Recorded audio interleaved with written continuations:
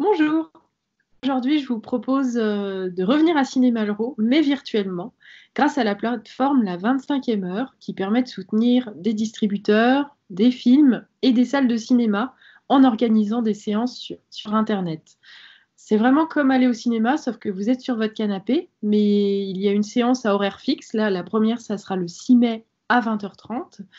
Le film peut être suivi d'un échange avec le réalisateur ou quelqu'un de l'équipe du film.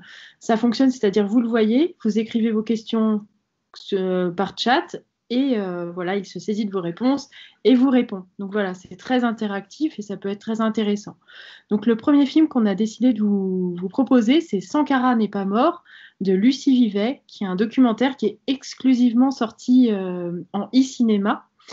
Euh, Ce film nous parle de Bikontine, qui est un poète burkinabé qui va parcourir la seule ligne de chemin de fer du Burkina Faso, qui s'étend sur une diagonale de 600 km. Il va la parcourir du sud au nord. La réalisatrice Lucie Vivet a découvert le Burkina pour la première fois en 2012 et c'est un voyage qui l'a marqué personnellement au niveau humain mais également politique. Et c'est à ce moment-là qu'elle a rencontré ce jeune artiste Bikontine.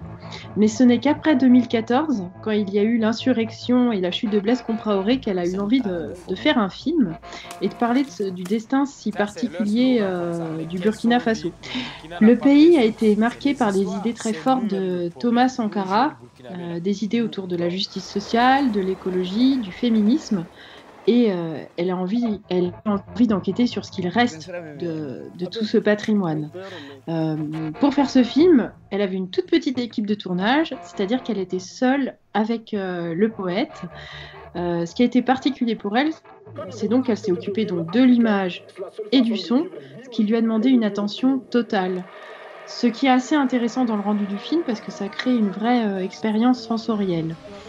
Ils ont pris leur temps pour réaliser ce film. Il y a eu 3 mois de tournage. Le fait d'être une petite équipe leur a permis d'aller plus facilement à la rencontre des habitants. Et ils étaient également au rythme du passage du train. Et le train là-bas ne passe qu'une fois tous les 2-3 jours. Donc voilà, il y a toute une temporalité aussi qui est assez intéressante. C'est un véritable road movie qui est également porté par une bande son originale. On aurait pu imaginer des instruments africains, mais Lucie Vivet a trouvé pertinent de demander à Rodolphe Burger, qu'on a reçu plusieurs fois à Malraux, de créer une composition. Et tout ce qu'il fait à la guitare dialogue très très bien avec le poète et les tourments de ce pays. On a choisi ce film en partenariat avec Chambéry Solidarité Internationale, l'association avec laquelle on programme Cinébala, Festival des cinémas d'Afrique, qui fêtera sa 6e édition fin janvier 2021. Et nous sommes ravis voilà, de proposer ce film qui est distribué par Météor Film. Vous trouverez toutes les informations pour acheter vos billets sur toutes les séances qu'on propose sur le site de Malraux. Vous allez voir, c'est parfaitement limpide. Et on espère vous retrouver très nombreux sur ces séances. À bientôt.